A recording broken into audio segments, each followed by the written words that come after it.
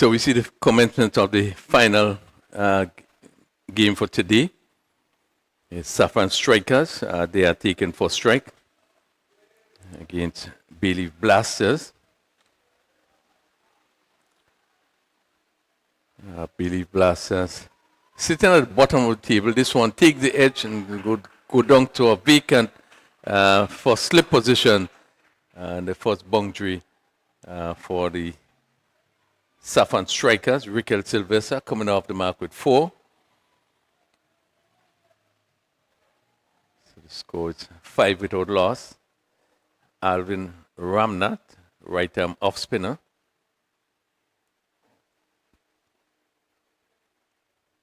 Driven straight. Let's see the fielder from long on comes around. It's picked up just before it crossed the rope. Sylvester. And the captain, Kem Charles, who really has not created much of an impact in this tournament.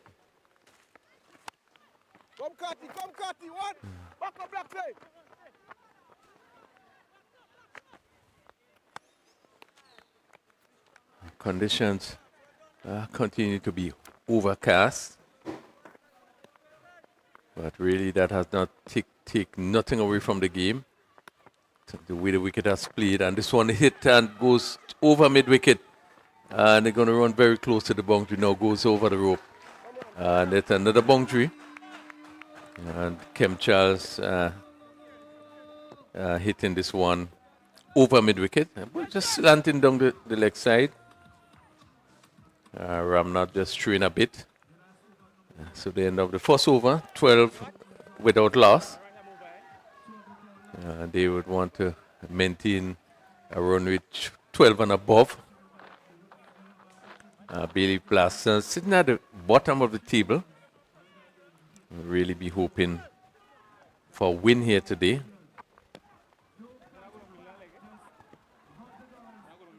Bailey Blasters has already played 4 games. They won 1 and lost 3. They're on 2 points.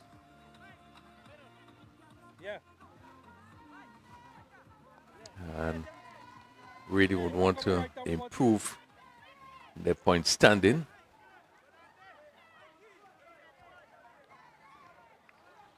So Dante Alexander pick it up from this broadcasting booth end or the southern end.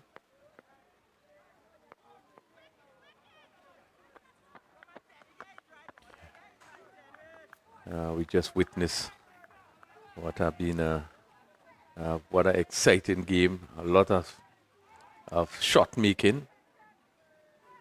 Nutmeg Warriors going down to Clove Challengers. So whatever Nutmeg Warriors can do, Clove Challengers can do it better. Coming off a big win. In the air, this one goes. The third man is coming around and just made a good stop. As we see there, Sylvester looking to swing. Really wasn't in the right position. Comes up there, it went high up and down to third man. And that third man feel like now going a bit straighter, bit finer. Captain Kem Charles is on 5.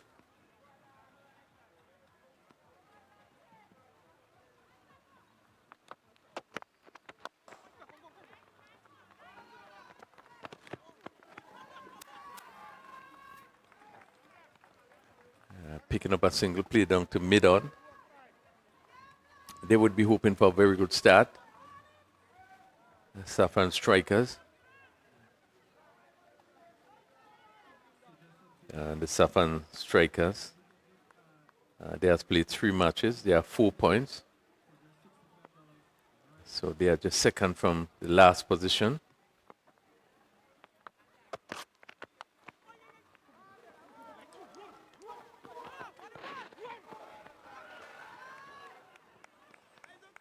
Again, no time in there, having to reach for that delivery. Maybe the umpires is going to check to see if that ball reach a boundary. Umpire Hulas, who is in the presiding end or the southern end, is comfortable. So 2 more runs, 16 without loss. Sylvester is swinging and swinging well. This one going to go for the first. Let's see, first carry power hit. And ball pitched up, and he really swung into this one and hit it over long on. Good shot by Sylvester. He moves to 16, and that's a player that really haven't done much in the tournament so far. Great opportunity for him now to come good. Started well, 6 deliveries, and has raced along to 16. Now he's in good touch now. Won't want to bring about his demise, but he would want to keep going from here. They've gotten a good start, 22 without loss, and just in over number 2.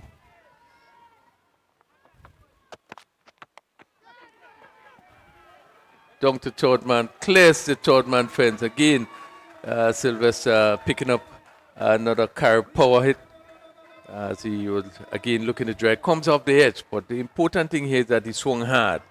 And as it picked the edge, it really flew over the third man, a fielder, who just had to look at it go by his head. Inadvertent, that's not where he wanted it to go. But in this version, it doesn't matter how they come, how pretty they look. The issue is how effective you are. That's important. So we are going to give you the teams within the over.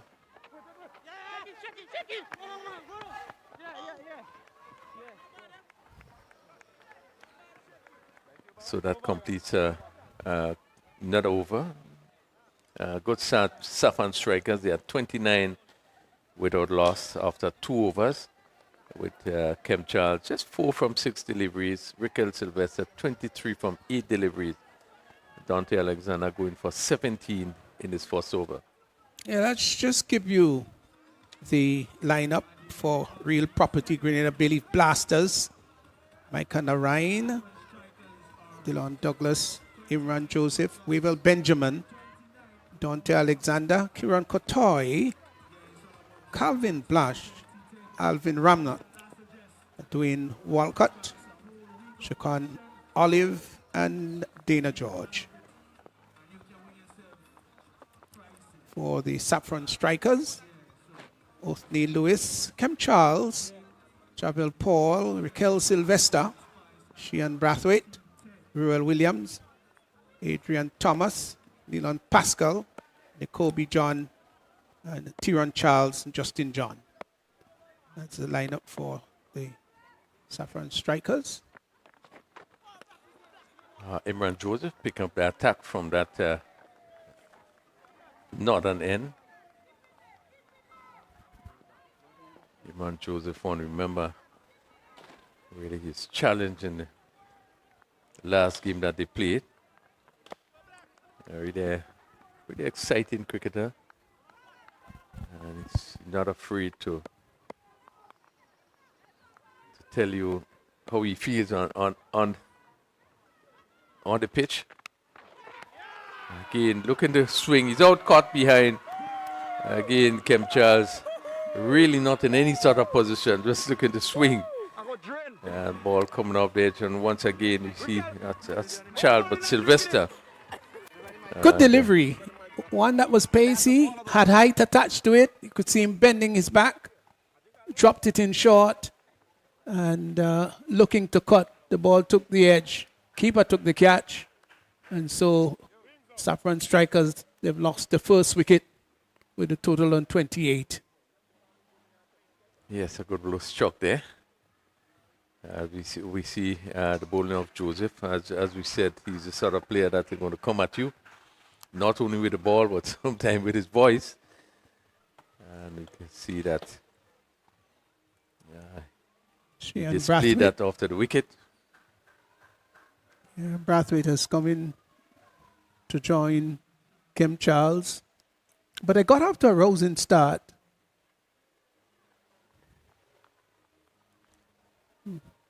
I mean, just lost the wicket, but with the run rate 12.43, That's healthy.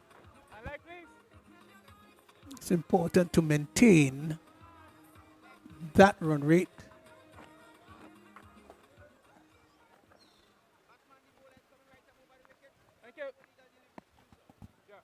29 for 1.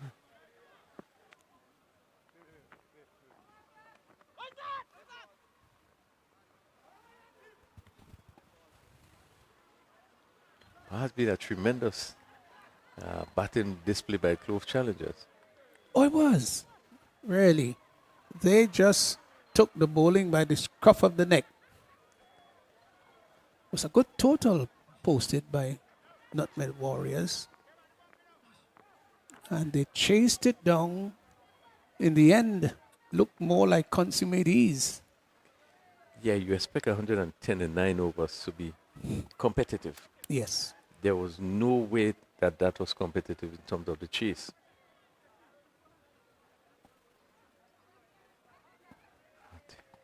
They made light work of that score with lifting ball there. And Benjamin were in some difficulty there. Yes. Well, Bradford rather, he got one that was short and might have just snaked back in a little bit and had him looking rather awkward, like a cow on ice. But no harm done in the end. Maybe that was a little bit unfair to the batsman to say he looked more like a cow on ice.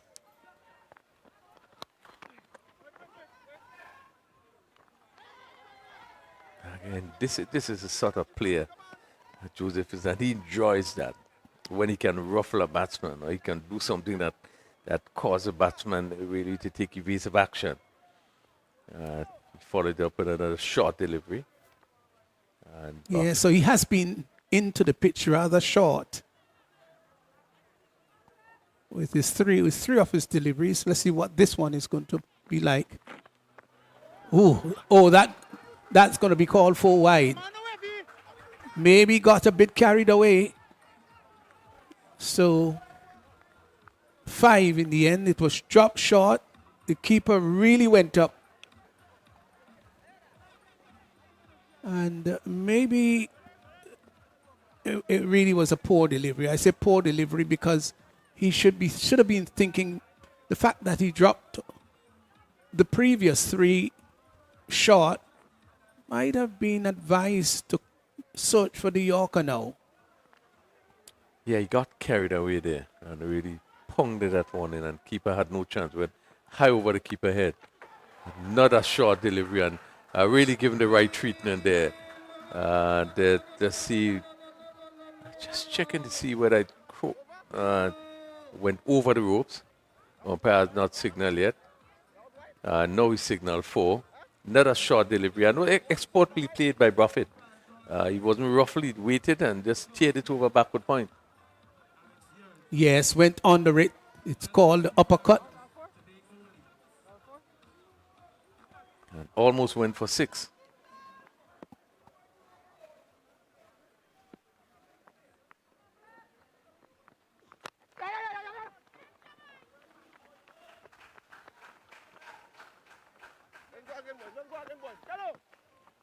Yeah, so Joseph, as you said, just got a bit carried away.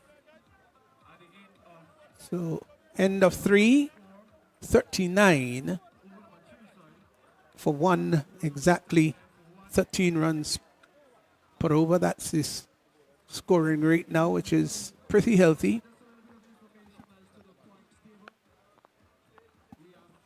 Yeah, you would have expected Joseph to do a lot better after picking up that wicket very early, again with a short delivery. But I really think he got carried away and actually bowled everything short, with the exception of the last delivery. And I think probably that's part of the weakness in terms of his bowling.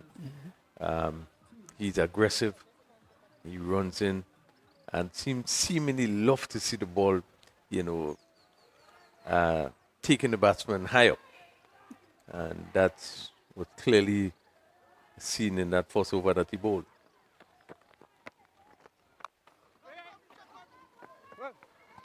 Blash. Left arm orthodox.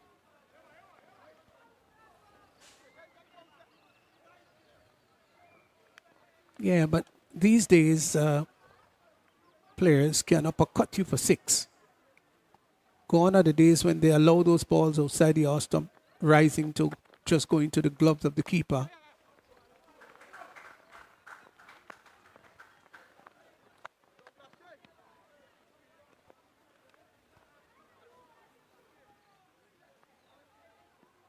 But these are two teams. These two teams are at the bottom of the table. And I think both of the teams will be looking for a win. Well, one of them will get a win today. There's no question about that. Bailey Still early Blast- days. Bailey Blasters at the bottom of the table, followed by Saffron Strikers.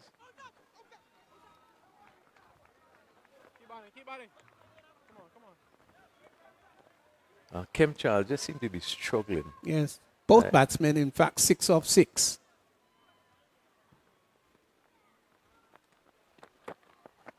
Kem Charles in the last few tournaments, this one reverse. Well, I wouldn't call it a sweep, but a reverse swing. Yeah, as to whether that's out of desperation and frustration, whatever the case, it was effective. Swung that around. What should have been backward point turned out to be backward square. Well, because of the reverse hit.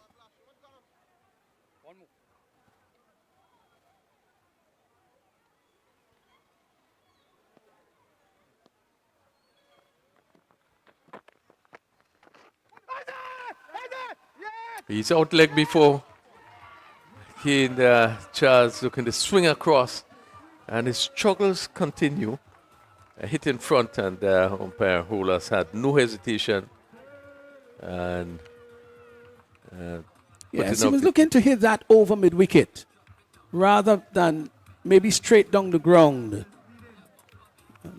Some players just need to understand it's not always about trying to hit across the line and trying to hit it into the leg side.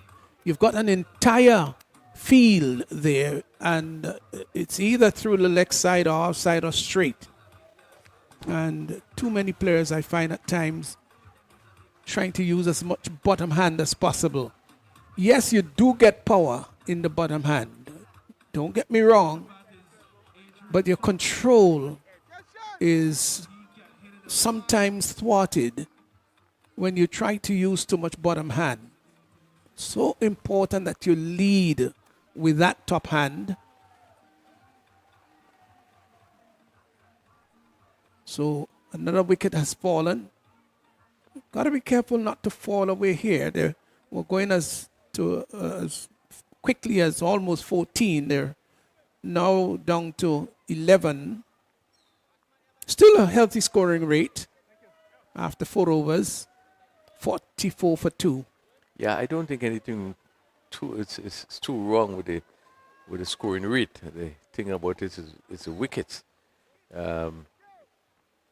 We have seen once again Kem Charles, the captain of Saffron Strikers, just not being able to get off. I think 10 probably would be his highest score that they made in the tournament so far.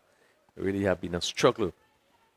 He's one of the players really that had exceptional performance in this T10 tournament over the years.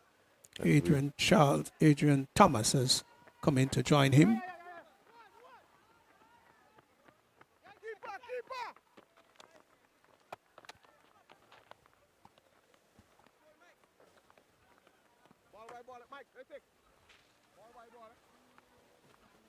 So this is the final match of the triple header.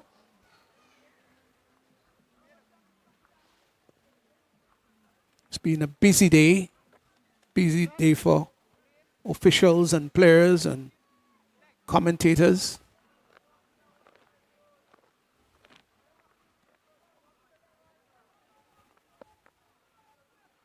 And an overcast day too.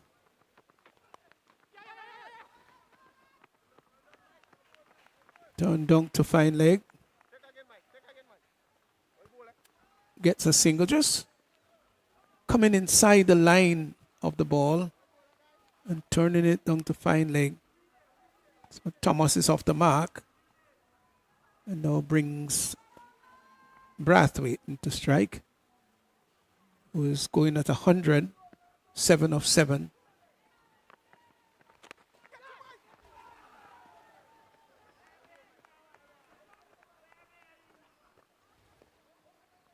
I believe Blasters wouldn't be too worried about the singles. What they want to avoid is the boundaries.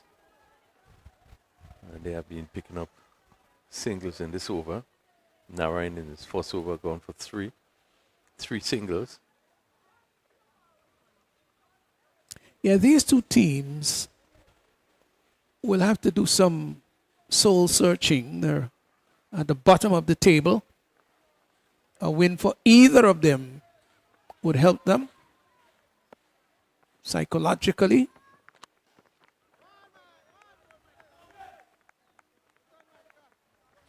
Ball struck down to long off and results in a single.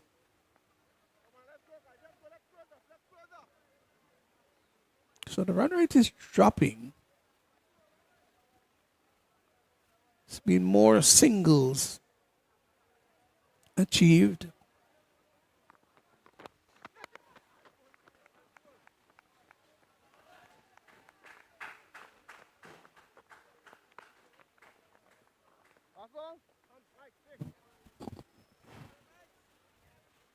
Again, just singles, 5 deliveries being bowled. Narayan bringing that last delivery right up. And Profit having to come down on it.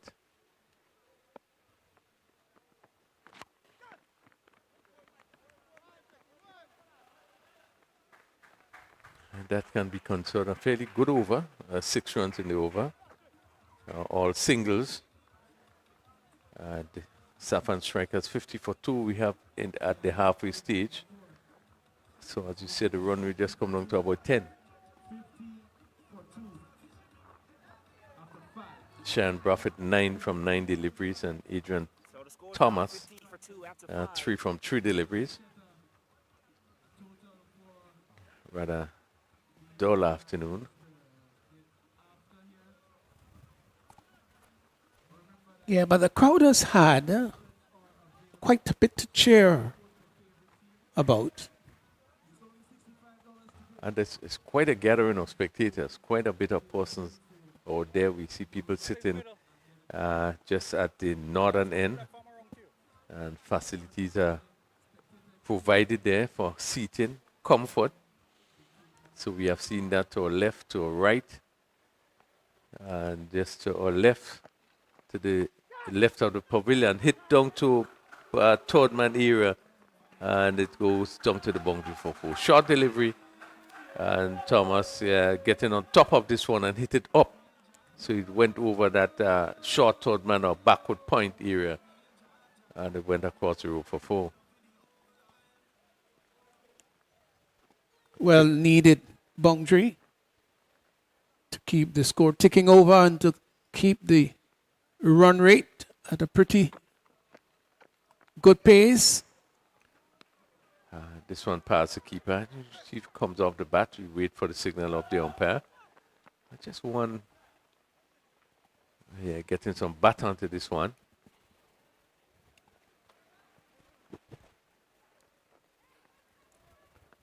Buffett looking to pull. A quicker delivery. Just seemed to take in the outside edge. 55 for 2 over number 6. He's bowled him. Kane probably going across too far, as we probably will see the replay there, and ball crashing into the stumps. And well, I think that's one of the more ludicrous dismissal. No, that is very embarrassing. And in fact, may have hit the middle and off stump. That ball was right on the stump, and he was looking to sweep the ball directly off the stump. Missed everything, And the bails were spattered. The middle and off stump interrupted. Looked ugly in the end. Do you I haven't seen a dismissal like that in quite a while. do you think that he didn't realize where he was batting, or maybe His guard? His guard. Well, Yeah, I think his body was outside the off stump. way Looking for outside that there. shot. Yes. Well, what a dismissal. 53 for 3. We're in over number 6. Yeah, and Bailey Blasters really pulling their way back as wickets continue to fall. Saffron strikers. Javelson Paul comes in to join Thomas. And they've got some repairing to do here. And also a bit of acceleration too. It does take quite a bit of skill to do both of them. It would be interesting to see how St. Ball negotiate the spin. Probably, he's better at the faster stuff. Spin is more of a challenge. It could be important to see his approach. Blash is very meticulous about his field placing. He wants to ensure that everybody is exactly where he wants them. He's done well so far. He's picked up 2 for 10.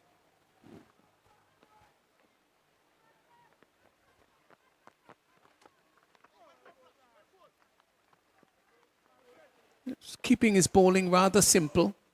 That one outside the off stump, let alone by St. Paul.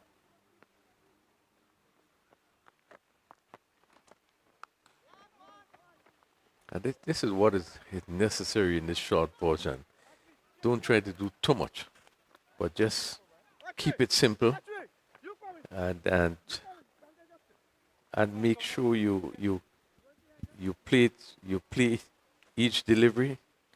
You focus on pitching and delivery line and length, and just keep it simple, basic. Keep it basic. Sometimes our players, particularly the bowlers, try to do too much and tend to stray the ball all over the place.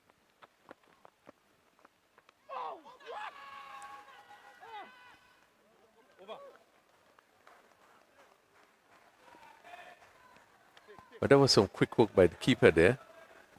Probably see what happened there. We will bench him, man. Yeah, just a appeal for a stumping. Batsman not out of his crease.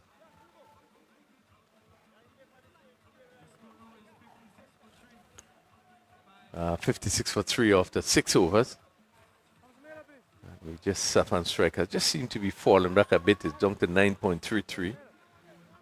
Projected score 93. Yeah, so they have digressed in the scoring rate.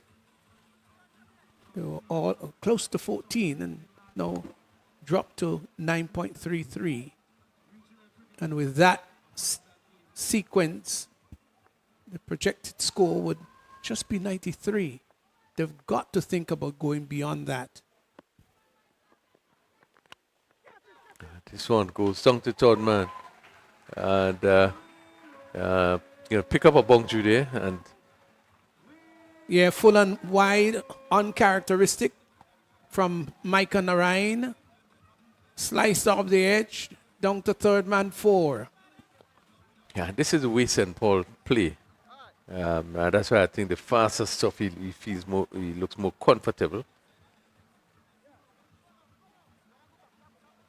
But he's one of the players Saffron strikers would depend on for his batting.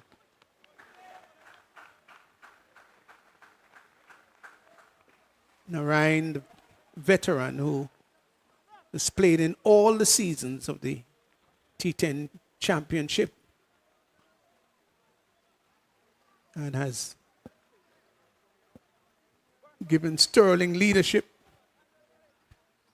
to his team over the years.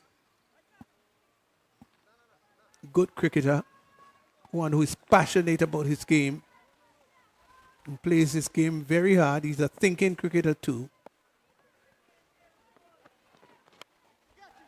This one goes high. Let's see, clears the long on. Yes, it does. Just clears the long on feeler. Slow Yes. delivery. Tempted slow ball, but he got under it and lifted it high and handsome. Good shot there by Thomas and went over the long on boundary. Well played. They would need a few more like that to bring that scoring rate above that 10.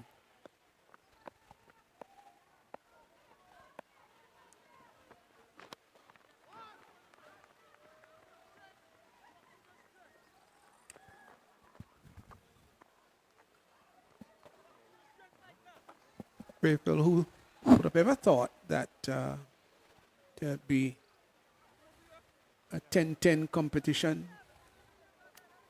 at least not in our time, just would have sounded just too ridiculous. But the game has evolved quite remarkably over the years. Straight driven from down to the boundary for 4. Great work by the umpire. Great work. And I'll tell you why I say great work. To take evasive action.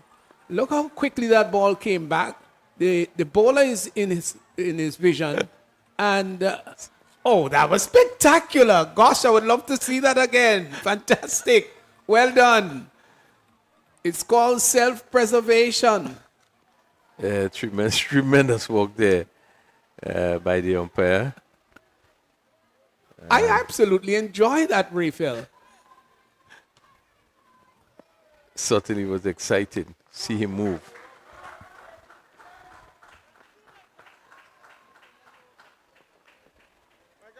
Well, that alone would have given him maybe the play of the day. Well, you just swinging their arms over. He had to move very quickly. And you can see him probably thinking. Now, that tells you how important it is. Let's see if we can get this again. Struck back. Now, Ryan is taking evasive action. And this is spectacular. I absolutely love that. Love that. If you're an umpire, you've got to be alert as a monkey. And after getting out of that, there was a bit of a somersaulting. Well done. That's a photo that needs to be put up through the tournament. Yeah, I hope that there could be a still photo. I'll ask our producer, Richie, whether he can turn that into a still photo. I absolutely love that. Play down to long on as they begin the 7th over, 73 for 3. Yeah, Raphael. So it also tells you how important it is. Not only fielders got to be fit, but your umpires got to be fit too. And an unfit umpire may have been in physical trouble. It was certainly. But he being a former fast bowler, he's from carriacou. So he still seemed to have some fitness in him. He had to move quickly and the somersault. Really, that was very exciting. Very good. Really very good. It's straight. Fine shot. Fine shot. Now he hit that hard. Just to the left of the mid-on fielder. And mind you, the fielder being back, but that was struck so hard, didn't have a chance to cut that off. Good striking there by Thomas. It's gone to 15 of 8. Lovely. Really lovely. And the run rate has gone back up to 10. It's 10 and 10.33 now.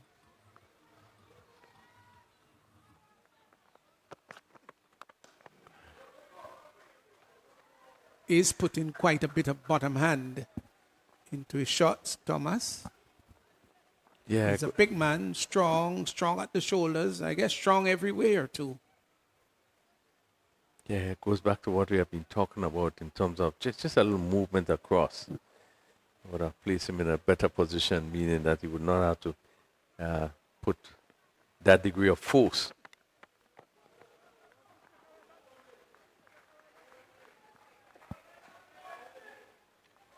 Yeah, Walcott in his first over. It's gone for 6, 79 for 3. And over number 8.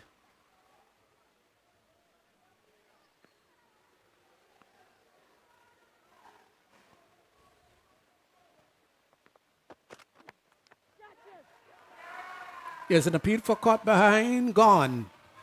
Short delivery, stay there, spot at it. Ball took the outside edge, catch taken. And so Saffron strikers, they've lost another one. St. Paul going. Good catch too.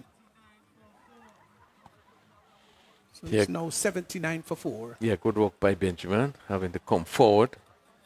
St. Paul not being able to get out, but again looking to hit this ball somewhere down the backward point, and he was able to extract some bungs there. Seemed to hit the coming off the top edge, and the keeper Benjamin not making mistake but accepting that catch. 79 for 4, and we see that again Saffron striker just seem to be sliding a bit, although the run rate is still up at 10.09, but would have lost the top half of the batting. Yes. They must be thinking from here on, though, to, with 4 wickets gone, they've got 6 wickets still in the hutch. So they must be thinking not just of wicket preservation here, but of acceleration. That's important to push that total as far as possible in the remaining 2.1 overs. Yeah, they want to get up to the 3 figures mark.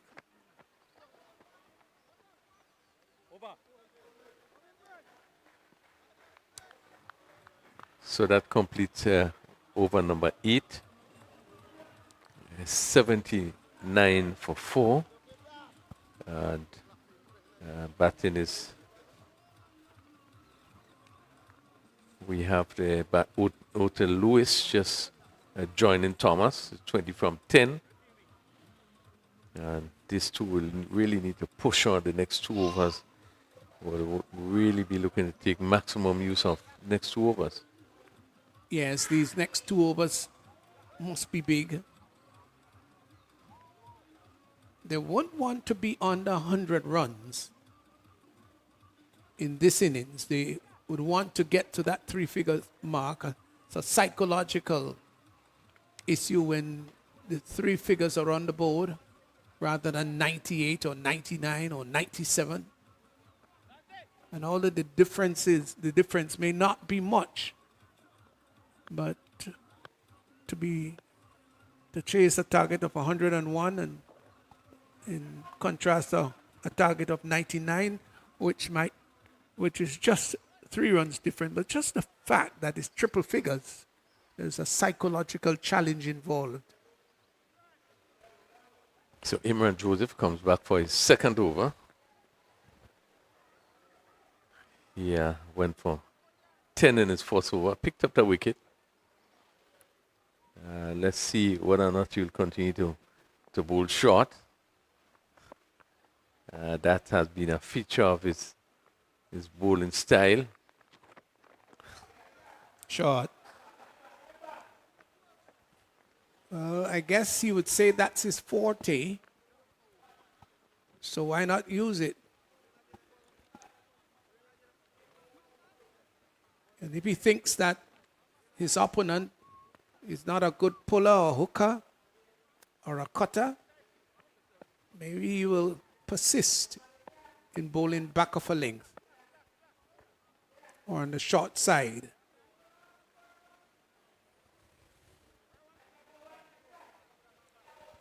Yeah, he's this sort of cricketer. I said before, like to bounce the ball, like to really ruffle batsmen. I can remember the first year that he played He was called to play for Grenada. Nobody knew much about him. High into the air, the midfielder comes wrong and really struggled to get in any form of position. And the batsman picked up a run, and you could see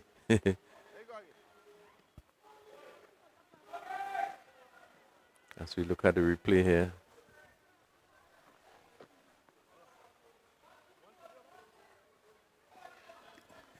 Yes, was all over, really was all over the place with his footwork.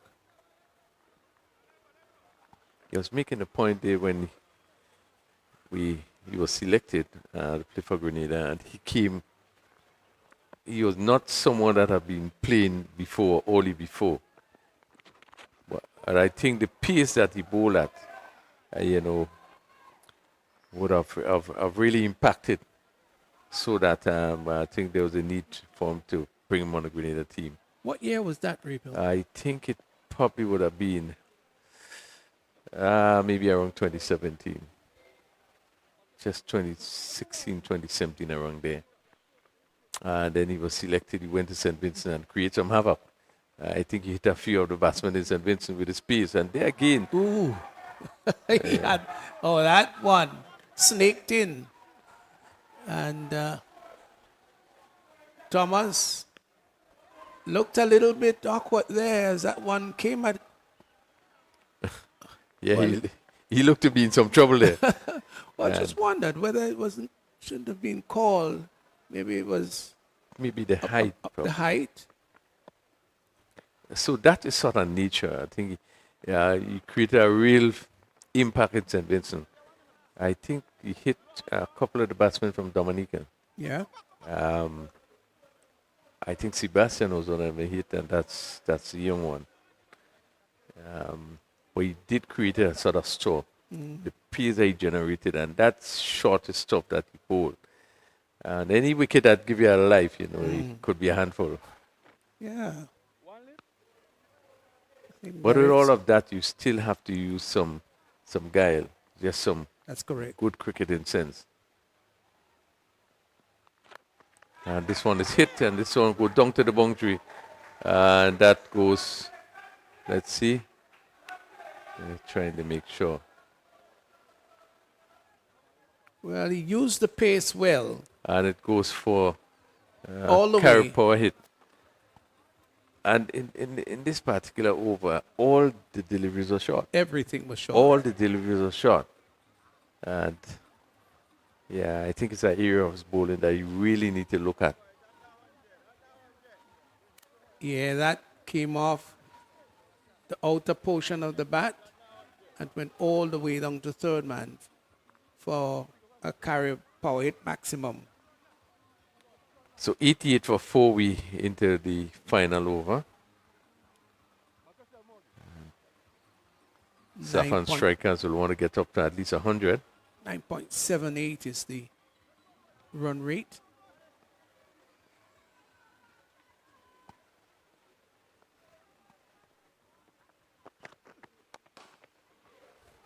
Took that from outside the off stump and tugged it down to Joseph there at long on. Got a single. They'll want more than that, though. But if you can judge based on what happened in the previous game, well, definitely think they probably would have wanted to get much more than 100. Yes. Swing. This one goes for the maximum. Carry power hit. Really a big hit there. As you could see, Lewis taking a few steps down and swinging that delivery. As Walcott probably tried to bowl a slow one there, but he picked it up well and really hit it a long way.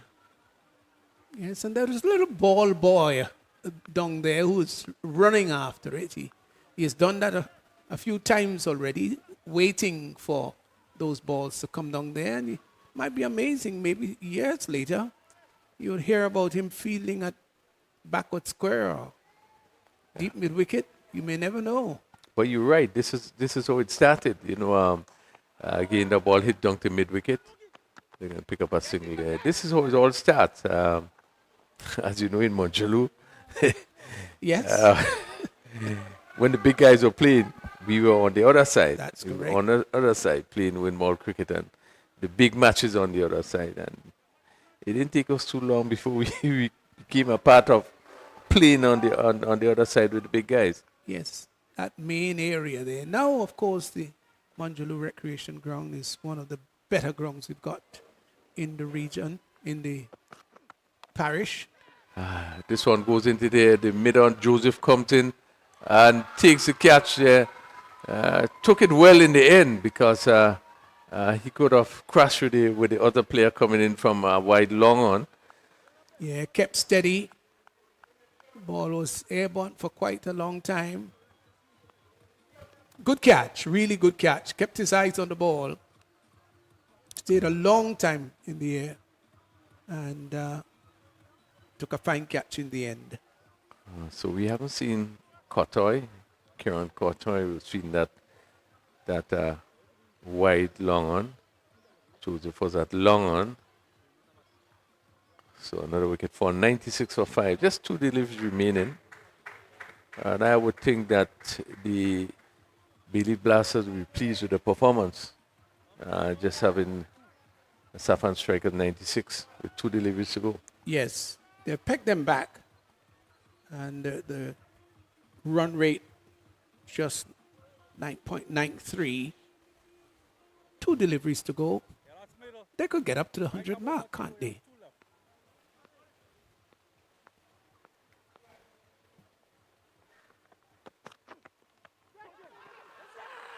There's an appeal for caught behind. Out And caught. the umpire gives out. Down the leg side, swung at it. Maybe just taking the edge. Keeper going around, or maybe coming off the glove. And the appeal went up. The fatal finger of the umpire went up. So another wicket has fallen. Yeah, I think that umpire Poulas was probably waiting until the batsman faced him so he could see and then put the finger up. But yeah, very clear. It seemed to have come off somewhere close to the gloves. And Nicoby John really having trouble with the scorers. Has not done much. Another player from carriacou has not done much in the tournament. But, Justin John will only face 1 delivery. 96 for 6. Yeah, so Bailey Blasters, I think, will be very happy with their returns. They bowled well, particularly in the last half of the Saffron Strikers innings. They bowled well. 96 for 6. This is the final delivery coming up.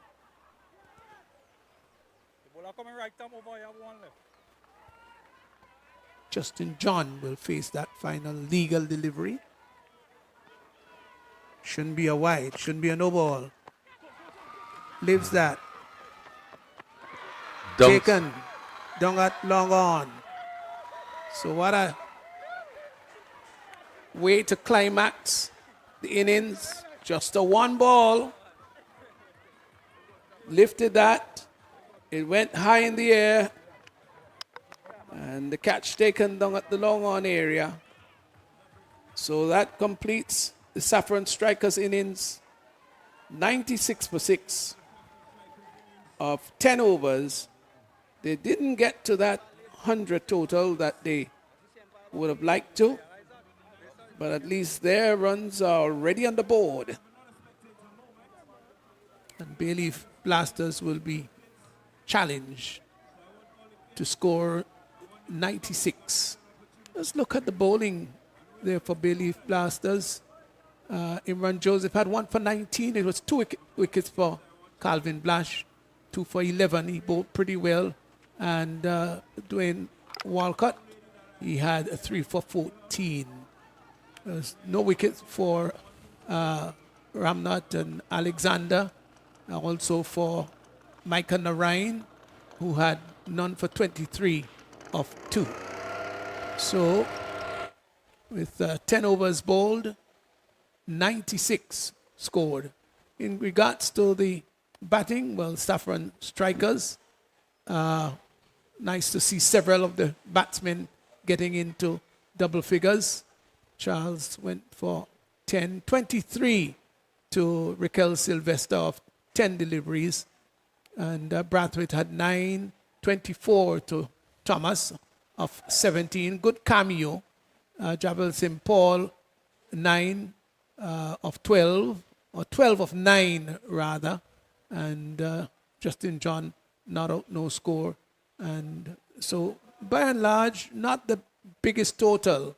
They would have liked to get maybe about 110, 115 of their 10 overs, but had to settle for 96 for 6 of their allotted 10. Yeah, they will be disappointed with the final score of 96 for 6. The start was pretty good in terms of the run rate, and they were scoring really at a good rate. But the batters really was not able to carry on. And when you lose your top half of your batting, then you would struggle. And we were seeing them really struggle to get up to 96. They didn't play the spin too well. Blash came in and did bowl 2 good overs. But all in all, I thought it was a good performance by Bailey Blasters, who kept at it, kept things tight, and certainly would have come off for the first half of this game to be the team that probably in a better position. Yeah, absolutely. So this match is nicely perched. 96 for 6. They need to make 97 for victory. And 96 for 7, beg your pardon. So they need to score 97 for victory. And of course, Bailey Blasters will think that they're in with a great opportunity to overhaul this total. We'll be back for the run chase.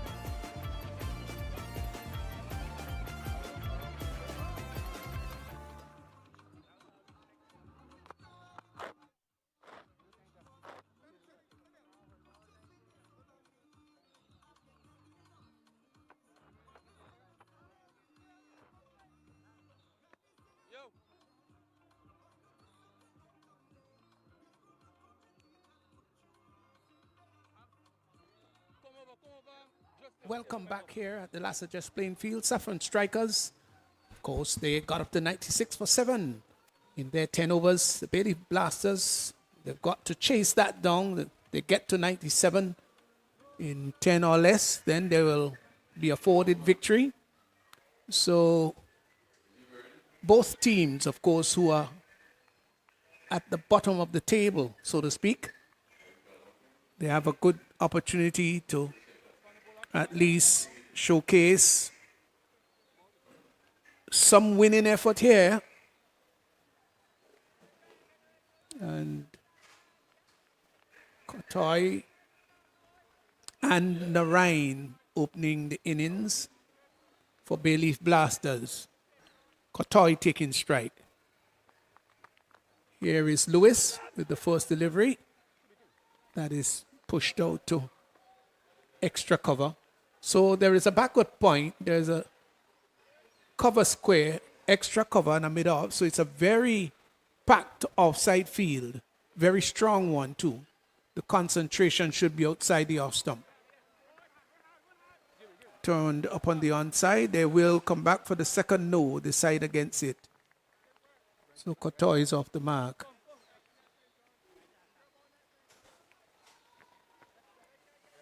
Got to be very careful. Very careful here. Lewis in bowling to his field, which has been very biased and strong offside field. Micah Narain will be taking strike. He can give the ball a thump. And does so with his first delivery. Ball goes down to third man. They will come back for the second. He's got to hurry. The return comes in and there is an appeal for a run out. I think he is in trouble. I think he's run out. Yes.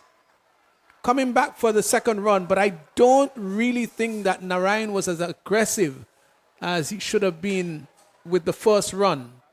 Now here is why I say so. Look at Kotoy, who had already almost completed the second run just in, and then Micah had to really scamper to get back for the second run. Well, again, too, it was a direct hit, so he really didn't have much of a chance. Probably he too wasn't even expecting a direct hit, but it was a good throw in from the third man boundary and found him just short of his ground. So unfortunate again for the captain, Micah, and it's a big wicket. It's a huge wicket.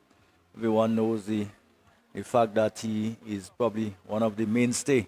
Well, I wish you would see this, because Micah Narain grounded way behind the non-striker's end, and that would have taken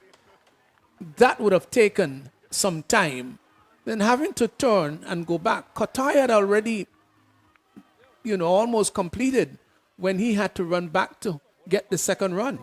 I think that was poor running by Micah Narain.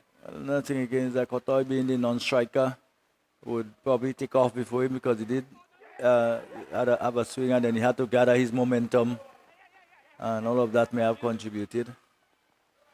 They come back for a second run or overthrow. So it does look a little scrappy out there by both teams.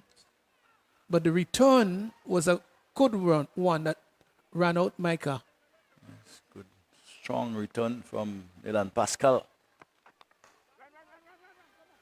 Driven over the extra cover area. Won't go all the way, but they will come back for the second run. Good shot by Wavell Benjamin.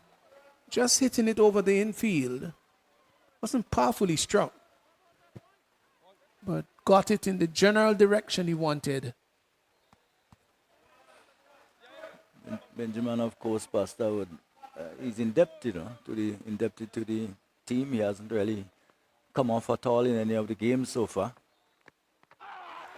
There's an appeal for leg before, given out. Leg before. He was looking to sweep that maybe somewhere in front of square. Cannoned into the path. The appeal went up, and the fatal finger of the umpire also went up. And Bayleaf Blasters, they're in trouble here at 6 for 2 after 1 over. Yeah, well, they continue to struggle. Billy's back being one of the teams at the bottom of the table. It's as a result of this same reason. They have been losing wickets rather consistently and rather early, and most of the times haven't been able to recover. And having the chase now 90, and certainly would be a burden on them having lost Micah Narayan, the captain, only too. Yeah, he was plumb in front. No question about that. As soon as he was struck, the appeal went up rather vociferously. And the umpire obliged. So these two will have to do a serious repair job. Of course, Douglas and the Cotoy, two experienced players who would have been done that, represented the Windward Islands, and of course their own country. So, yeah, you're right. Couple of wickets going down in the first over. Something that we've seen happening consistently throughout the tournament. And today has been no exception, really. yes, and not the loss of one, but the loss of two. So it's yeah. Cotoy will be taking strike. And this should be a fascinating duel between these two. Pascal, who has bowled well, he swung the ball. And Cotoy, who hasn't had the best of tournament so far. So here's Pascal from the far end to bowl to Cotoy. Short rising delivery that he gets inside the line too and turned it just behind square. Gets a single. We're in over number 2. So Bay Leaf Blasters not off to a good start. They've got to score a 10.19 to get to that for the 90 runs that they need of 53 balls. Pascal to Douglas.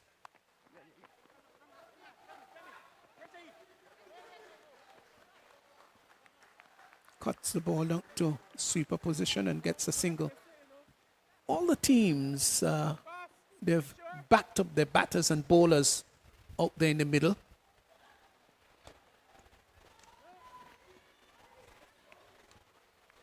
And the competition has been played with great fraternity, but it has not lost at all the aggressiveness and the passion to win. All of these players are, one way or the other, friends. Good ball, really good ball, right up in the block hole. And in fact, he's showing that there was movement. Cotoy swinging back into the left-handed batsman.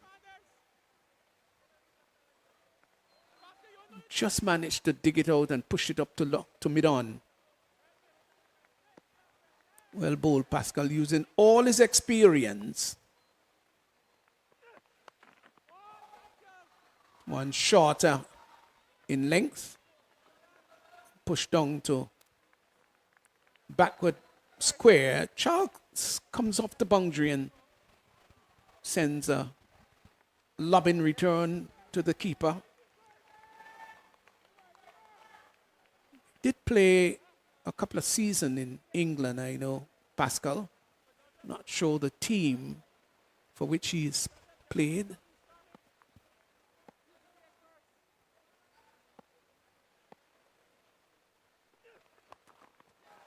Gets inside the line, lives that down to the long leg area, and that's going to go all the way.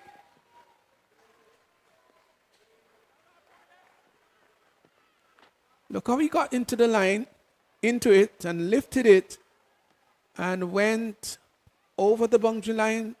You make it, Justin. Yes, he did. In the end, comfortably over the boundary, 6. So Carib power hit maximum. That was skillfully done. It really was. But they would need to do those things like that. The bowling is fairly tight. They would need to try to disrupt the line and the lengths of the bowlers.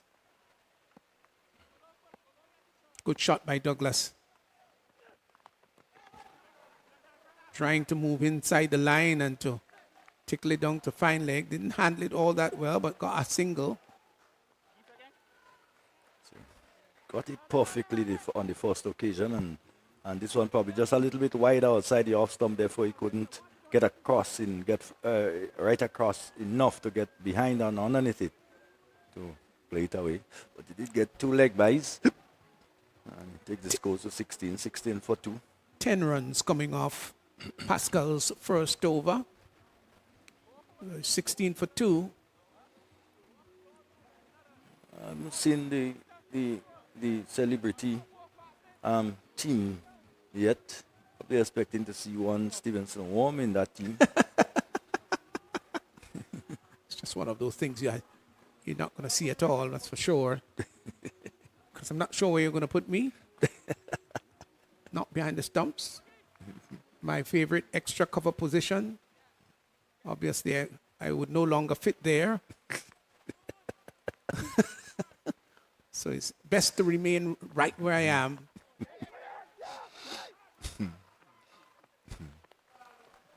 Describe the happenings. When you have celebrity status, then you're protected, you know. Oh. Yeah. Love the game. Absolutely passionate about it. But my vision, which is not as acute as it used to be in the former days, that would be of danger to me. So might as well. And the agility, obviously, is not there. Oh, that's sweet. No, that's a fine shot. Really a fine shot. Just came forward, Kotoy, and drove it neatly. There wasn't a great deal of power, you know. The timing is what was so superb about it, and the placement. Those were the 2 features of that shot that really was admirable. Between the extra cover and mid-off. And it went there very quickly for 4. They call it just an extension of the forward defensive shot almost. Yes. And how important it is to time the ball. I'm sure that, of course, listeners have heard me again and again talk about the importance of timing, wide signal by the umpire. Lewis trying to spear that into the leg stump, going too wide.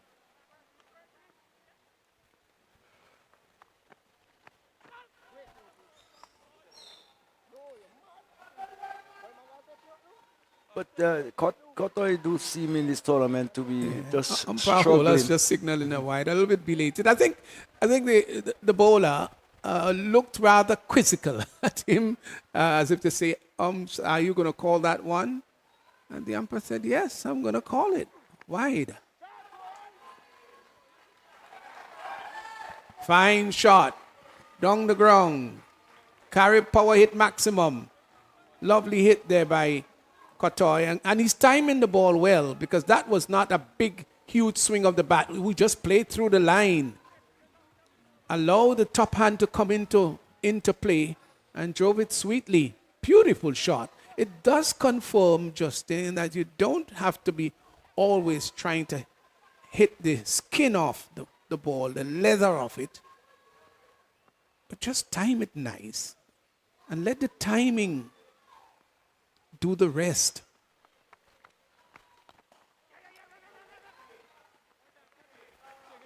Out to extra cover, which is extended.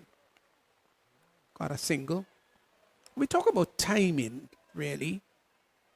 And of course, the world has seen so many great players who time the ball well.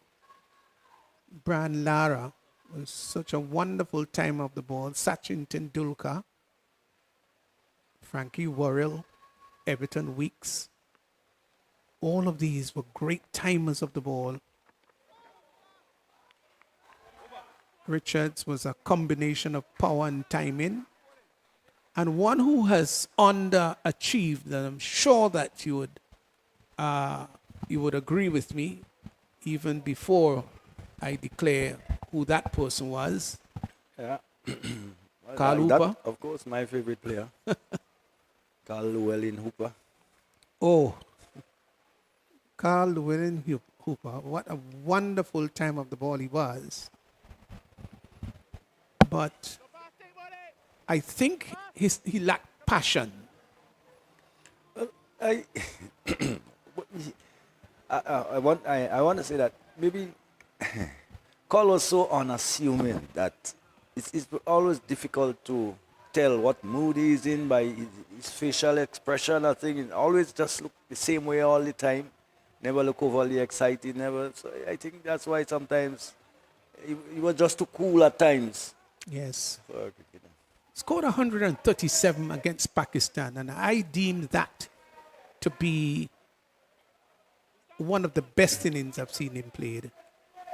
Don't forget, you had Abdul Qadir, Wakar Yunis, Wazim Akram, all of these part of the bowling attack. And he got 137. It was a fantastic batting display. If he could have combined that natural gift and time ability that he had with gumption and stick-to-itiveness, quite frankly, he would have done much better. They go through for a quick single, and they get it. I always believe Carl was one of the batters who had success, good success against the great Shane Warne. Even so, to the point where he was almost reluctant, it seems, all the captains of them were reluctant to use Shane while Carl was in flow. Yeah, that's true.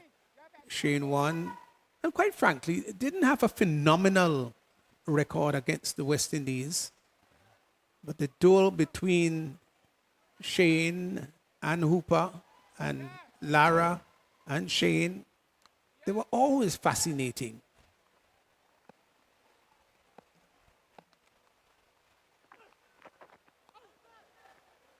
Oh, we long to see this again. I'm not the only one saying that now. When I say that, I think I'm speaking for millions around the world. Yeah, those gripping contests. Memorable. We probably won't get them in a lifetime. With Waka Yunis back then, with those big banana in swingers. And he did it with pace too. Yeah. Toe crushing Yorkers. And Wazim Akram, who had a little bit more variety because he could bend the ball back in, he can bowl Yorkers, he can bowl the bouncers. Ooh, what a find Pakistan had with these two that operated for years and brought many victories to that Asian team.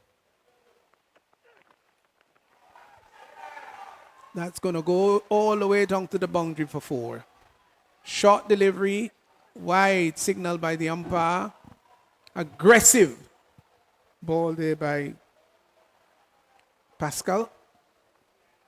And all of these fast bowlers have sought to bounce at the batsman as if to say, hey, take me on. He definitely dropped it short, too short. And the keeper had quite a task in jumping spectacularly, but wasn't able to get there. Just tells you how short it was. So easy it is too. And I think it goes with most things in life. How easy it is to remember those names of these years. How easy they come back.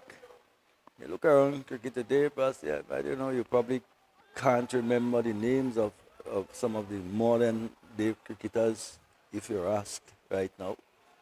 Yeah, well, there are many more. There are so many now with franchise cricket all around the globe. It's hard to catch up with some of these players. IPL, the Sri Lankan League, the BPL, Bangladesh, then you've got CPL. So many players. There are literally hundreds of them now across And even the here world today, playing. Oh, that had him sort of but I thought he played it well. For a moment, it looked as though he had him sat dancing. But quite frankly, you know what? I would love to see that again. Was he both feet off the ground when he played it? That's correct. That's right. Both feet were off the ground. and that would be a free hit because it was a no ball. It was chest height. And when you look at it again,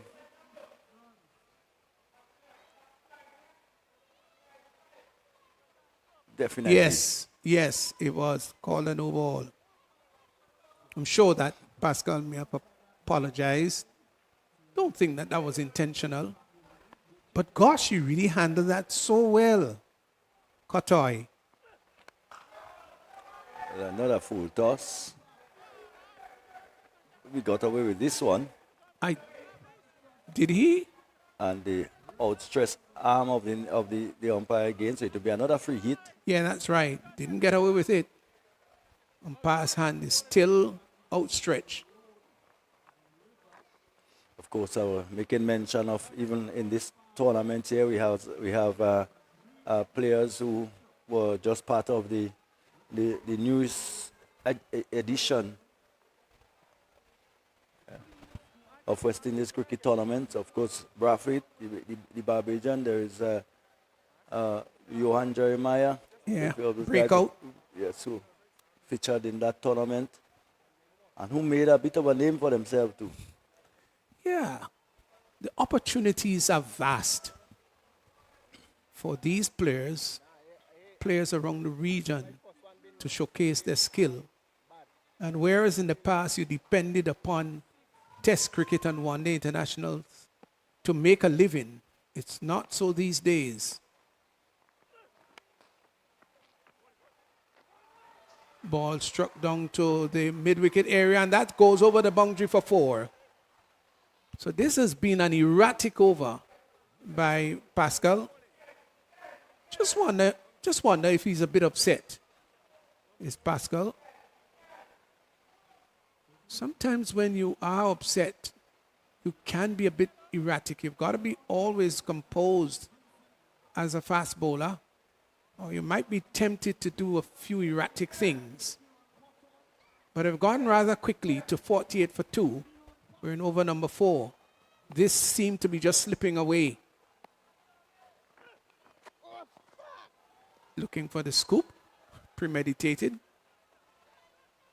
So that completes the over. Some 4 overs gone. It's 48 for 2. And the run rate exactly 12 and over. They need 49 in 36. Well, yes, and really they have achieved that rate by not, as I said earlier, not looking to hit the skin of the ball, but by playing good, intelligent cricket shots. So it is really possible to build good totals by playing proper cricket for the most part. Proper cricket shots for the most part. Yeah, I think I like the approach of Kotoy in this innings. He's batted well. Mind you, he hasn't been in form. And if you play a tournament, Justin, there must be some point in that tournament when you've got to come good.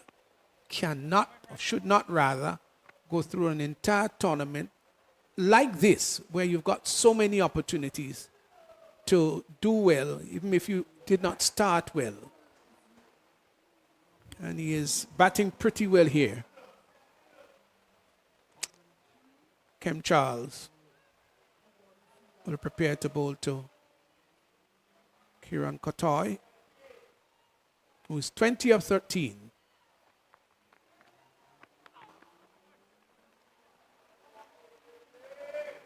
You could see his approach is much better. He's more selective in this particular match, is Kotoy. Lives that one. That is a huge hit, and that's gone over long on for a huge power hit maximum. Great shot. Saw that it was just in the slot, and there was a bit of bottom-handedness there, but lifted it cleanly. Over long on for 6. Fine shot by Kotoy. He's now gone to 26 of 15. Yes, and brother. The 50 coming up. And This time, yes, and he's off the back foot and cutting down to the deep cover boundary. They will come back for the second run. Bad cricket there. The throw was not good. And in addition, there was no backing up. So Kotoy was able to come back for the second. He's motoring on now. 28 of 16.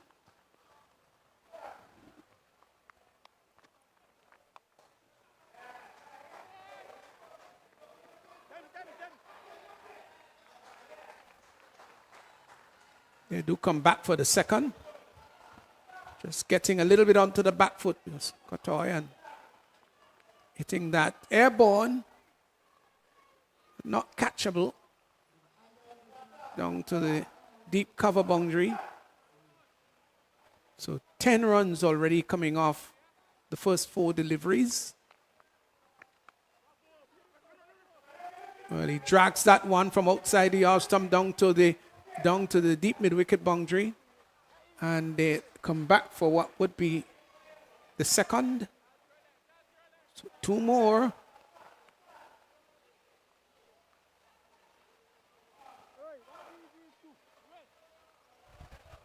This time he fetched it from outside the off stump and tugged it down to deep mid-wicket.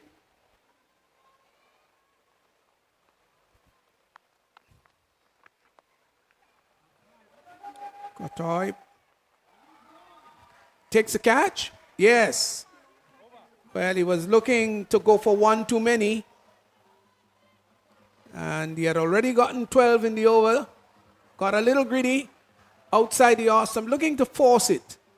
And the ball peeling off the outer portion of the bat and spiral into the air. Catch taken, and Kotoy makes his way back. Bayleaf Blasters. Well, he's played his role well. They're now 60 for 3. 5 overs gone. So we're just at the halfway stage, but Bayleaf Blasters would want to fancy themselves out front here. yeah, it's the way they should see it. Kotoy there probably looking to pull away on the onside when it should have gone with the natural movement of the ball, which was going across towards off stump. He probably would have gotten more onto it, but he looked to go some way over long on and just managed to top edge. And a good catch in the end by Sylvester. He had to turn and run back to take the catch. Not always an easy catch when the ball is coming from over your shoulder.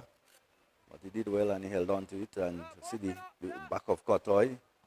A good partnership by these two. Yeah. So 37 needed of 30.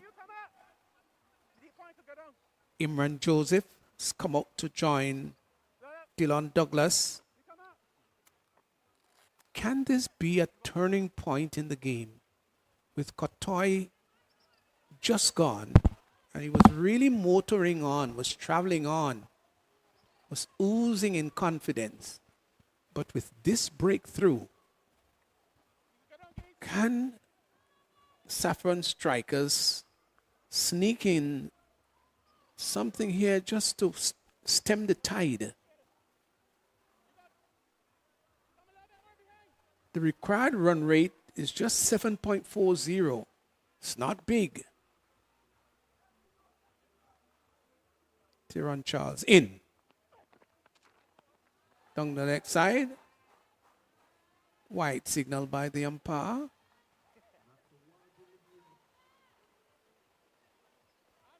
And when you've got a game that is this tight, you, as a bowler, you don't want to in any way bowl no balls and wides. Got to be so careful, very disciplined.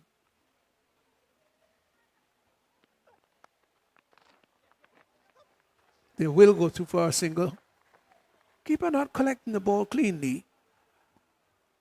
Took the glove and ricocheted across to his left. The batsman saw the opportunity to scamper a single. They got it.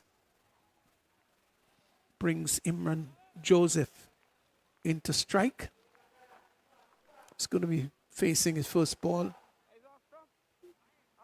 Seem to be taking what? Does that look like a middle stump guard? Maybe.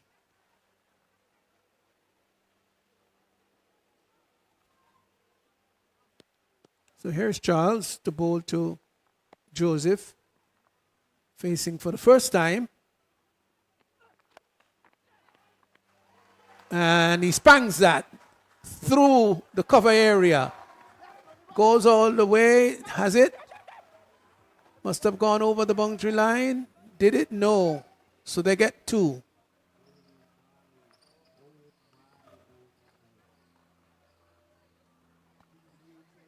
Had to make great coverage.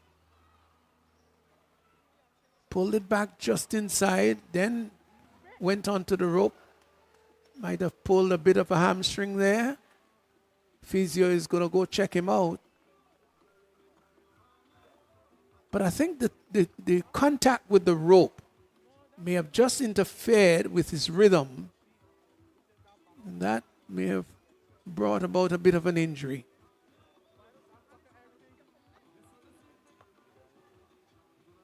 So Bailey Blasters 63 for 3 into the 6th over.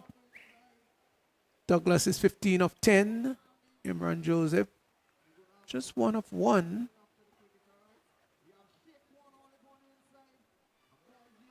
A bit of a hold up in play now. Who was the fielder down? Did you get the fielder down? Looks like Kem Charles to me. Yeah, but he's been attended to now. Off the field. Maybe there'll be a substitution for him. He pull up rather quickly and having to stretch to complete the save. It was a good save in the end. Yes. He may have just done the calf muscle or something like that.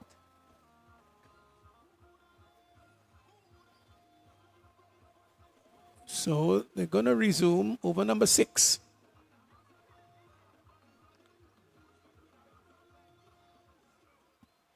We've had an overcast day. The entire day has been overcast.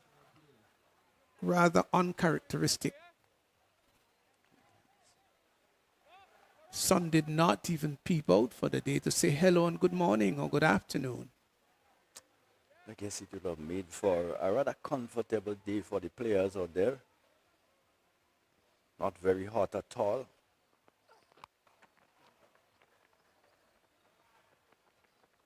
Clip down to long leg and they get a single. But this is the month of May and the rainy season is fast approaching. There are evidences of the rainy season. The pui trees, some of them have already begun to blossom. They've got this vivid yellow flowers that tend to bloom around the late May period. And they get a single. No, rain beetles, I don't know if you've heard them as yet, Justin. I have heard a couple of them. You hear them, the beetles, singing merrily. Those are little indications. And a bit of spring in the earth, indications that the rainy season is on the way or close by. Uppercuts that one and goes all the way for 6. Carry power hit maximum, short, onto the back foot he was, and lifted it over that third man area, squarish third man, and it went all the way for 6. Fine shot. Yes, it looked like almost like which tennis player you can say forehand down the line. Yeah, and it's a good shot. Got it all the way for 6. And but it do raise my awareness too about the insect. Ooh, that was a nasty one. It really climbed and reared at him and had to pull the bottom hand away. Douglas is struck. Yeah, and it snaked back. It jacked back into the right-handed batsman, felt the pain. He winced and grimaced. That was an aggressive delivery. These youngsters, these bowlers, they love to come at you, and especially if you hit them, sometimes they would want to come and hit you.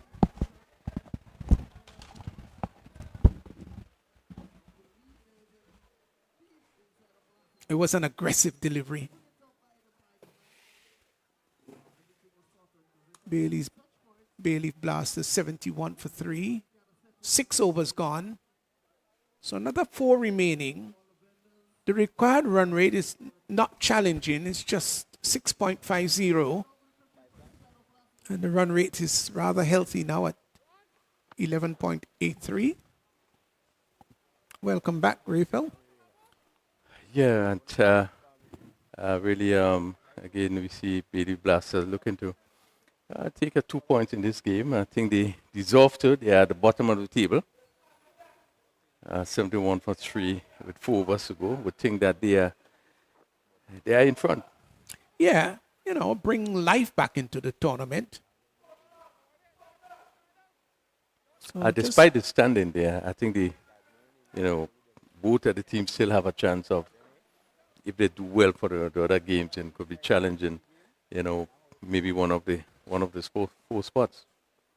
Yeah, well, still another 7 or so days remaining in the tournament. So a lot of cricket, really.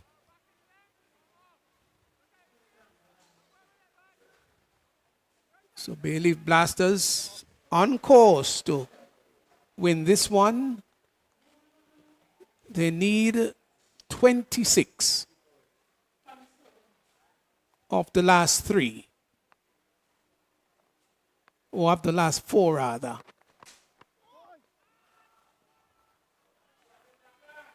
Imran Joseph, 2 of 2. 2 of 3 now, I think.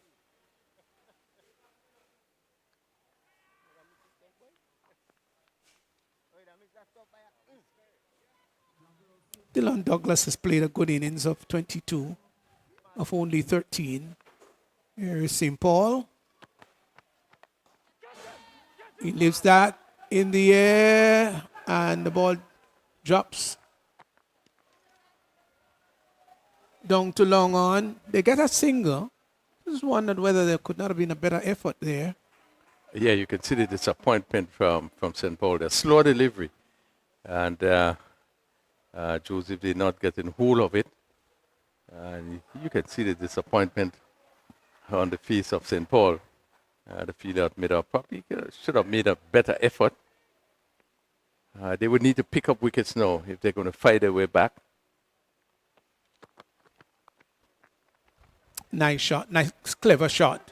Was advancing down the track, and the ball was pulled back in length and just dabbed it down to third man. That was good batting by Douglas. It's gone to 23 in over number 7. So 24 needed. 21 deliveries. The ball taken from outside the off stump, hit down to long on. Gets a single. Good return to the bowler's end.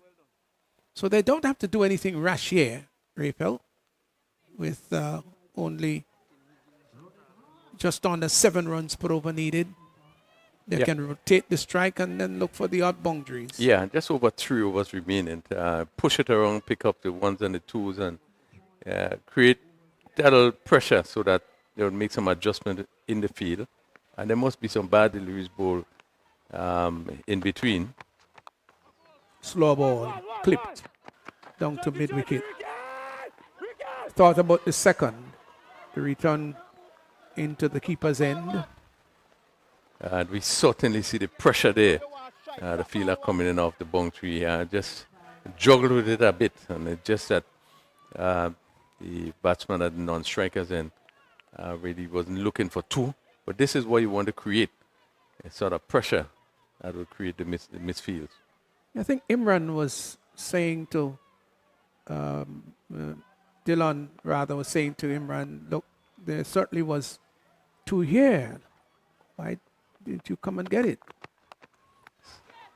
Pulls that down to the deep mid-wicket area, and that goes all the way for a carry power hit maximum. Good shot. Yeah, good shot. Shortest in length. And Joseph was into position and really hit it. And went a long way over backward square. And picking up a maximum. And that will make life a lot easier. Imran Joseph. 10 Douglas, who would have played that shot. Moves to 24, 81 for 3.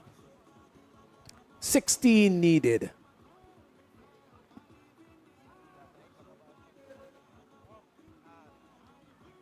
Certainly in the driver's seat. Bailey Blasters. Really looking to add to the tally. Just 2 points. But it's going to move up a bit after this encounter. So Dylan Douglas 20, is on 24, and he has so far faced 15 deliveries and had 1 for 2 sixes. Imran Joseph already had 1 6. Wait.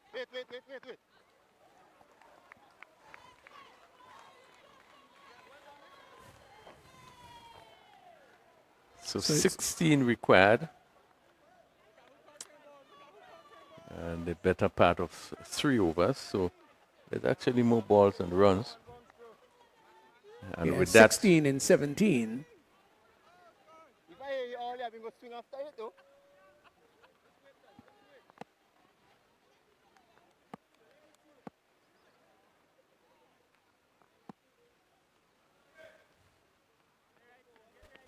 Yeah, he's missed this run up there. It's T1 Charles will go back. It's been a long day. Started this morning. It's been a triple header. This is the final of the 3 matches being played today.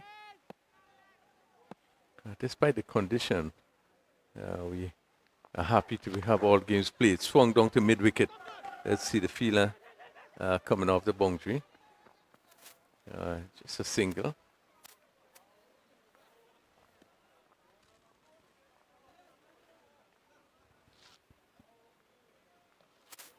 Douglas moves at 25, 17 deliveries. And the exciting Imran Joseph, whether it's with bat or ball. You're sure right, he is. He is with bat this time. And swung. Where does this go? Down to mid-wicket. And the fielder coming forward and taking the catch.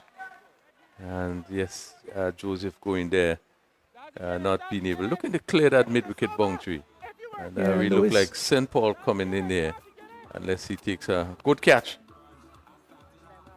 And Bailey Blasters has lost the 4th wicket. Yeah, it was not the best of delivery, mind you, but it was a good catch in the end.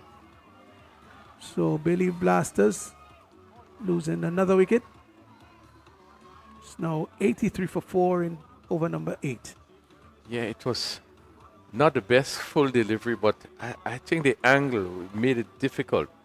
If he didn't come off the middle of the bat, it would be really difficult. You know, one could have maybe placed that full toss nicely somewhere down to backward square and pick up a 4. But Joseph looking for the big one. So 83 for 4. And Alexander, who played a breezy inning yesterday, he got 20 odd not out. We want to do something similar today. But with 4 wickets down and better known for his bowling. So what we have seen in Bailey Blasters, we have seen Imran Joseph just out with 3 wickets down, and he's obviously known for his bowling. And likewise Alexander. It just tells you something about the depth of the batting that Bailey Blasters possesses.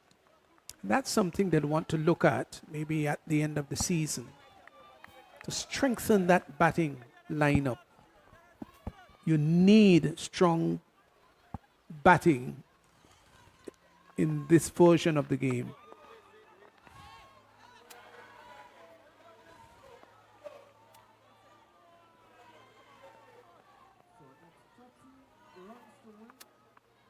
Rather quiet period as we come down to the end of another day, which was generally on the overcast side throughout the day.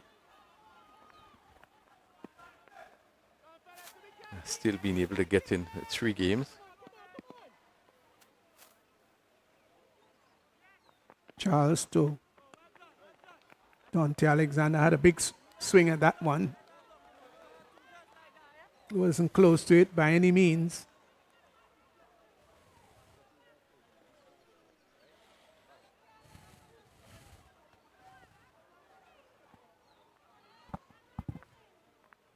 So just a bit on the bowling.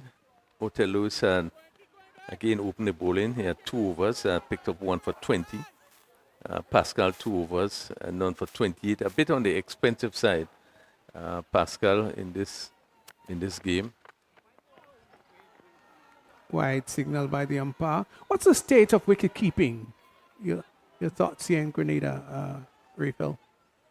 Well, what I can tell you, as you know, Grenada is a country that produces a lot of good keepers. Most of the keepers that would have represented the Windwards and probably even go further would have come from Grenada. You know, the likes of, well, as you know, Junior, Harold, Flash Williams. We do produce really top keepers. At the moment, people like Dennis, who would have played for Volcanoes not too long ago.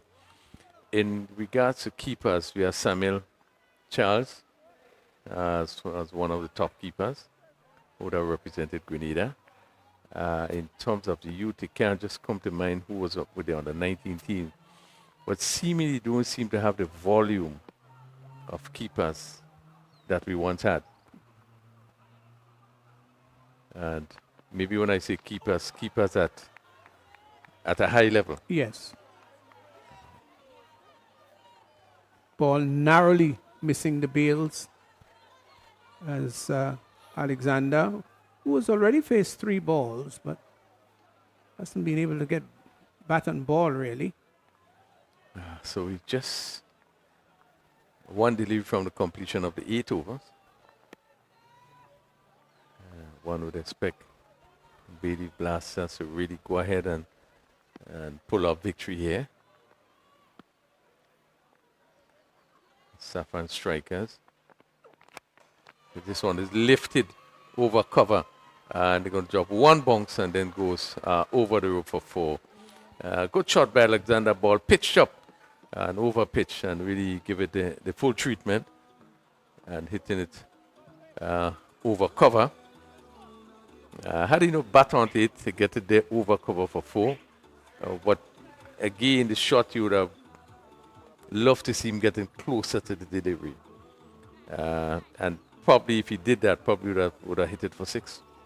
Yeah, just got the front foot out of the way and opened the face of the bat slightly and got it over extra cover. It was a good shot. And so the Blasters, they need for the 8 of 12 balls. Alexander finally getting off the mark. He's on 4 after having faced 4 deliveries. And Charles has completed his spell, 1 for 19.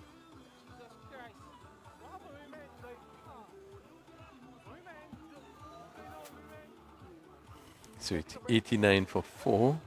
8 overs completed. Terrence Charles 1 for 19 and 2 overs. Kem Charles also picked up 1 for 12. 1 over.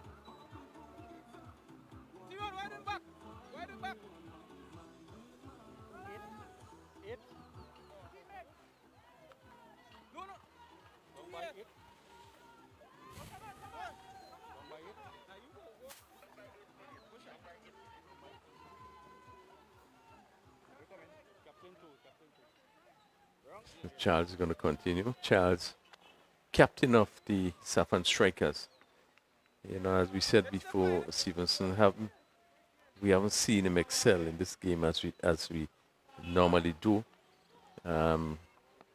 Just bowl a lot of guile as off spinner, and we have seen him even with the bat made some significant contribution.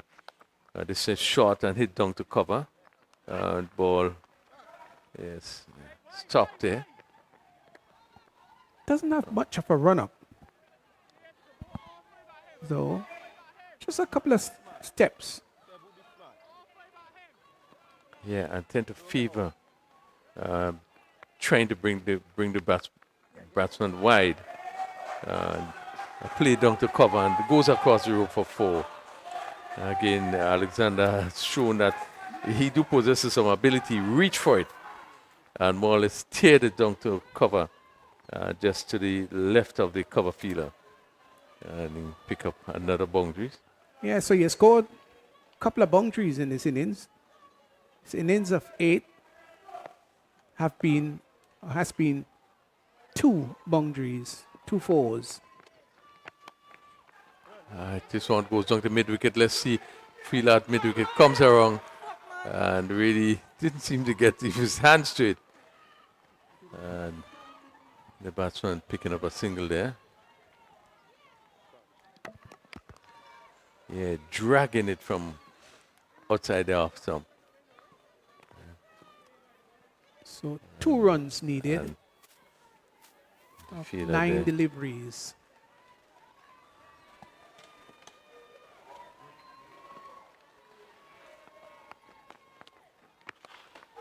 This one is swung. This goes over mid-wicket. And that completes the game being hit for a carry power hit maximum, which take Bailey Blasters to the second win, 101 for the loss of 4 wickets, and rather at the end winning convincingly. Yes, I'm sure that the Bailey Blasters, players, management would be very happy. They have won this by 6 wickets, and certainly having had a rather dry performance so far in the tournament, to come up with this win is a fitting and important one for them. So they've won this game by 6 wickets, and they deserve to win it too. They played the better cricket, and they can go home this evening rather proud and rather happy with a victory under the belt. Saffron Strikers will think that, well, they've got to go back to the drawing board and see what they've done wrong and how they can rectify those errors and hope for better performances in the oncoming days. Yeah, so they would have joined Saffron Strikers. So let's just quickly look at the bowling Saffron strikers. A wicket for Othniel Lewis, 1 for 20 of 2. And Kem Charles had 1 for 25 of 1.3. And Tyrone Charles, 1 for 19 of 2. Those were the wicket takers. St. Paul's didn't pick up a wicket, 1 over for 10 runs.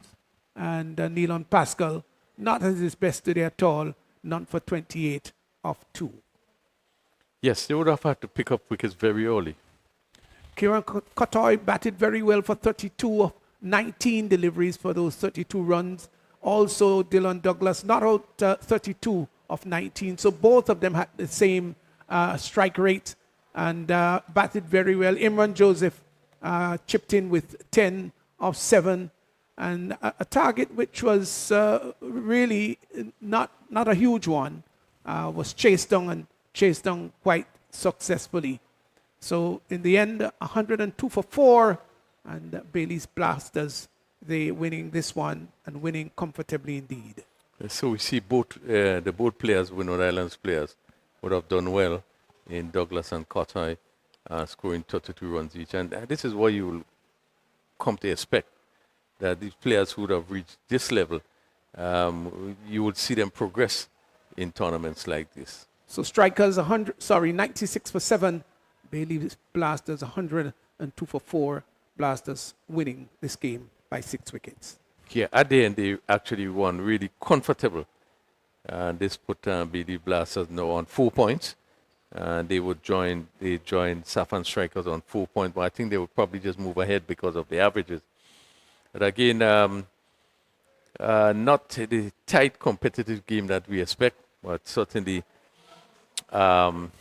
it's a game, where we would have seen, some of the top players coming forth. As I said, both with Bailey Blasters, the 2 batters who would have get on the 32. And as you said, it wasn't the best day for Pascal, but you would always find that no matter how good you are, there's a period of time you come and sometimes you're just not on.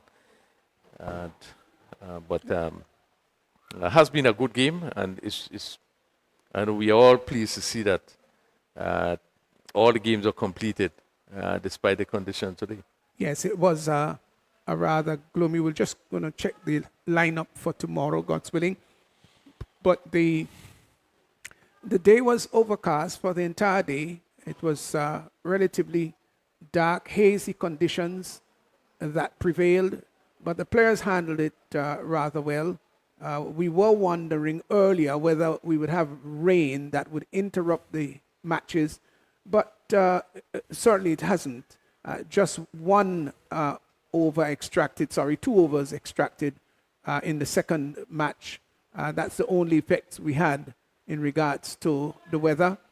By and large, the ground staff, they've done a great job in ensuring that the ground remains in very good condition. And so for the rest of the tournament, still, we're just about the halfway stage. So still many more matches to go. And the pitches, I dare say, have held up very, very well indeed. Hats off to the ground staff. I think they've done a great job. Yeah, they certainly has done a tremendous job.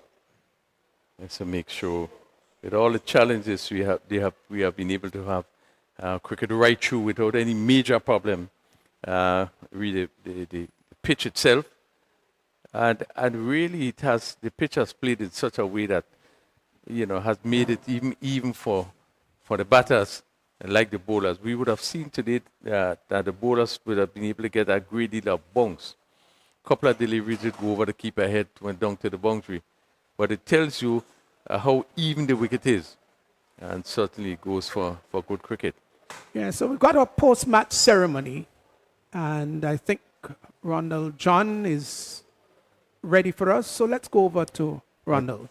Just before, not quite, but it's not quite ready. Just before we go over, just to let you know, just trying to give you an indication of what happens tomorrow. As we move into another round of close challengers, you will come up against Bailey Blasters. And that will be the first game. That's at just about 12. And then Ginger General, they come up against Saffron Striker. So these are the 2 games we have on for tomorrow.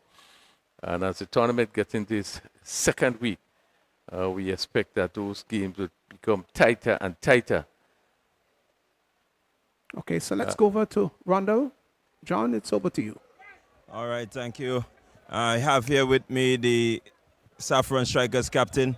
Kem, things started well for you, but it seemed like you're just not getting the sort of result you want. Tell us about today's game. Firstly, I think we were shot 10 to 15 runs. But nevertheless, I think we bowled pretty well in the power play. But I think we're really not helping ourselves in the field. We're feeling really poor, giving away too many runs. And then when you look at the other team saving runs. Yeah. All right, so these are some of the areas we are gone past the halfway mark. It means that now you really need to win the remaining matches if you're going to get anyway close to the qualifying. Yes, I mean, everybody know what's at stake. We have to win our next 2 games, and we may be dependent on teams as well. So we just have to try to control what we can and see how it goes. All right, thank you very much, and good luck to you all as you progress, Kem. I have with me also the captain of the Bay Leaf Blasters, Micah Narayan. Micah, a good game for you today? Yeah, first of all, I want to thank the Almighty for giving us the strength and for making us come out victorious in this game. Okay. You had a good start to this game in terms of the reply, and your batters just seemed to be able to really hold their nerve. It was pretty tense. What was the words that you gave to them as they came out? Well, we had a set batter inside, which is Dylan. So I think the batters will go in. We just tell him just stick with him, and he will take us home, and he did that. All right. So you have won now your second game. You're on 4 points. It means that you still have to work very hard with the remaining games. How prepared are the Bay Leaf Blasters to really make a push towards the playoff? Well, we're in a good position in terms of players in the dressing room. So we're just taking each game at a time. So when tomorrow's game comes, we're going to take it from there. All right. Well, thank you very much, Micah, and good luck to you and the Bay Leaf Blasters as you continue in the tournament. We are heading straight into the presentations, and so we're going to begin with the Impact Bowler. And Akisha Belfon, Administrative Officer at the GCA, she's going to help us with the prizes.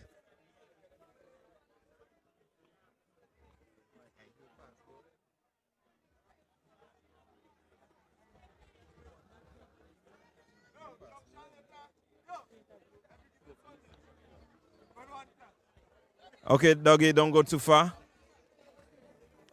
You seem to be liking the conditions outside. Yeah, definitely. I thinking just bat as long as possible and carry it deep, and I will bring it home. All right. So you seem to be getting in amongst the runs. Tell us about the mindset in terms of how you calculate your innings. The way I've been out in the past couple of games, I went back to the drawing board and decided I got to bat as long as possible. And once I stay there as long as possible, I know what I can do. All right. Well, good luck to you and the Bay Leaf Blasters. You're not out of it. Still a long way to go. What would you say to the Bay Leaf Blasters fans right now? We're not giving up. We come in hard from here, and every game is a finals. We're trying to win everything, so we come in hard at each team from here. All right, thank you very much, Dylan. And we're going to be moving to the Impact Bowler. And that person is none other than Dwayne Walcott.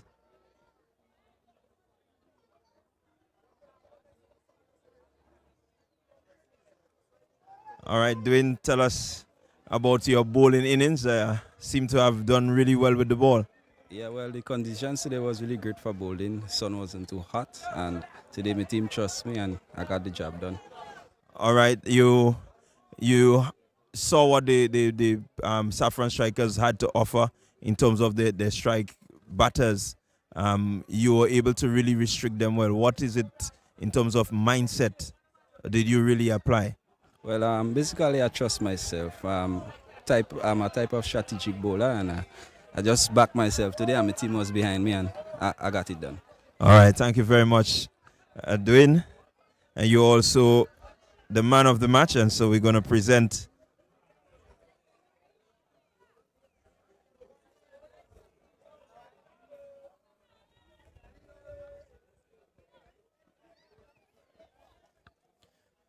All right, so match-winning performance there. You did well with the ball, did well with the bat. I need you to speak to your fans now. Just give them a hint as to what to expect from the Bay Leaf Blasters. Well, we're down now, put close to the bottom of the table, but the guys is ready to bring the performance, bring the blast in, and we're going to try our best to see if we can finish on top. All right, wonderful. So there you had it from Dwayne Walcott of the Bay Leaf Blasters. Thank you very much, Dwayne. And so that brings an end to yet another day right here at the Last Just Playing Field. It's the Dream 11 Spiceisle T10 tournament. We are continuing. Tomorrow we have 2 exciting games beginning at 12 noon. So please stay tuned, stick with us. We'll see you tomorrow.